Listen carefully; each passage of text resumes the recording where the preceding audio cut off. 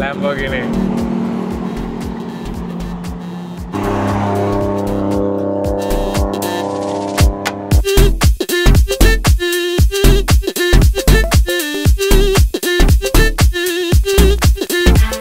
Well, can I interrogate your mind? र हामीले चाहिँ खाना खायो अरे अब अहिले बाहिर निस्केको छौँ अनि अब चाहिँ हामी ब्याङ्ककको रियल नाइट लाइफ हेर्न जान आँटेको अनि मैले अघि गाडीको बिहान गाडी कस्तो छ भनेर पनि कुरा गरेको थिएँ अनि यो गाडी चाहिँ यहाँ सुरुमा यहाँ डबल सनरुफ छ अनि अगाडिको सिट पनि दामी छ अनि पछाडिको यो दुईटा सिट चाहिँ यहाँनिर चाहिँ यो इलेक्ट्रोनिकली एडजस्ट हुने खाले यो ब्याक रेस्ट छ अनि यो तलको लेग रेस्ट पनि यसरी इलेक्ट्रोनिकली हुन्छ यस्तो बवाल छ अनि यहाँ पछाडि पनि राम्रो स्पेस छ पछाडि बस्नेहरूलाई पनि एकदम ठुलो स्पेस भएको गाडी छ र हामी 8 जना छौँ जम्मा जम्मी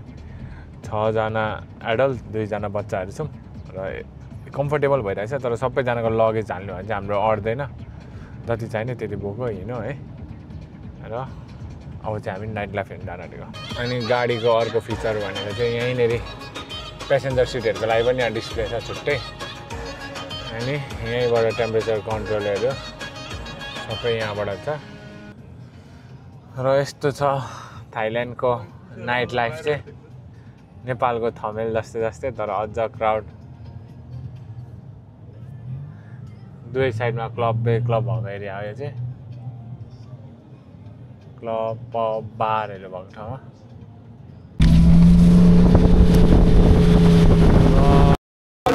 लाइभ देख्न पाइयो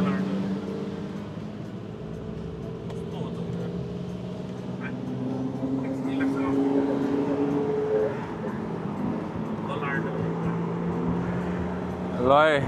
ल्याम्बोर्गिनी पनि देख्न पायो है थाइल्यान्ड आएर यस्तो होचो छ हाम्रो हाइटको हाफ छ क्या यो ल ल्याम्बोर्गिनी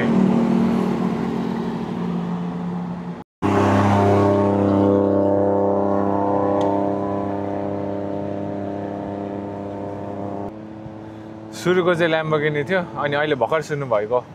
फ्लाइबाई चाहिँ यो टुकटुकको थियो नेपालमा चाहिँ अब टेम्पो जस्तै हो यहाँको चाहिँ नेपालमा चाहिँ टेम्पो भन्छ यहाँ चाहिँ टुकटुक भन्छ अनि यसमा पनि मोडिफिकेसन छ क्या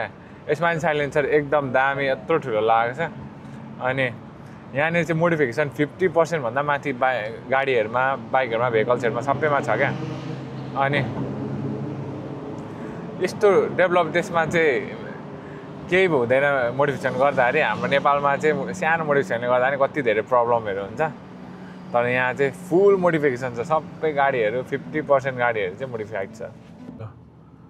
यहाँनिर छ बुद्धिस्ट मन्दिर तर यहाँबाट देखेको छ कि छैन र हामी चाहिँ अहिले भर्खरै फेरि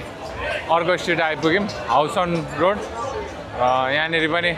स्ट्रिट फुडहरू अनि क्लबहरू भएको एरिया हो यो पनि यस्तो बिजी रोड भयो पनि यो अब एकदम सफा क्या कस्तो लाग्यो त यही हेर्ने भनेको होइन थमेल जान्छु कि जान्छु भन्छौ यहाँ यो स्ट्रिटमा चाहिँ म्यारिजुना पनि लिगलै रहेछ यहाँनिर यत्तिकै बेचिरहेछ अनि स्मेल पनि गाँजाको यतिकै आइरहेछ यहाँ हिँड्दै लट्ट बनाउने रहेछ यो स्ट्रिटमा चाहिँ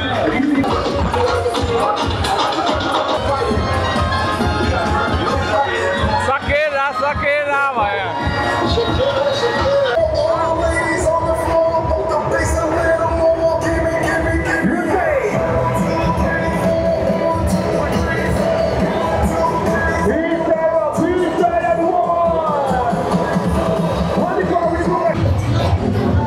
अब स्ट्रिट घुमिसकेर चाहिँ अहिले हामी फुट मसाज गर्न आएको छौँ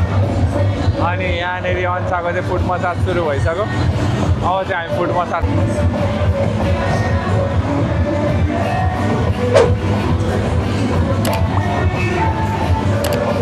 अब चाहिँ हाम्रो लेग मसाज पनि सुरु भयो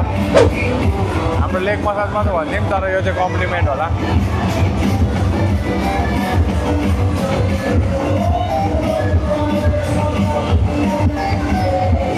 मसाज गरिसकेर पनि अहिले चाहिँ हामी फेरि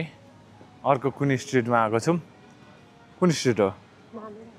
स्ट्रिटको नामै थाहा छैन हामीलाई भेनाले ल्याउनु भएको अनि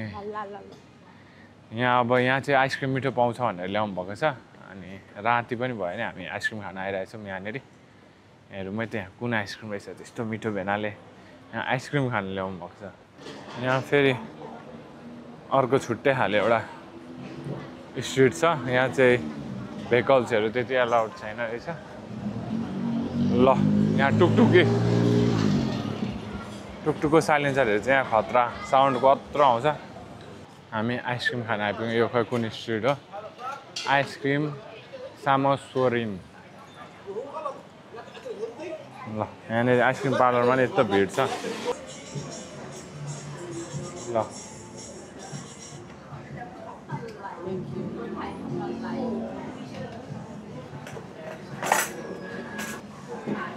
ल यो चाहिँ थाइल्यान्डको भाइरल आइसक्रिम रहेछ आइसक्रिमको नाम थाहा छैन तर हामी आइसक्रिम चाहिँ खान आएर ल अब यो टेस्ट गरौँ है त यसमा चाहिँ भित्र फ्रुट्स पनि छ बनाना छ जस्तो लाग्यो अनि यहाँनिर कुकिजको धुलोहरू पनि छ कस्तो लाग्यो भेनाहरूलाई सन्दीप भेनाले त खाइराख्नु भएको होला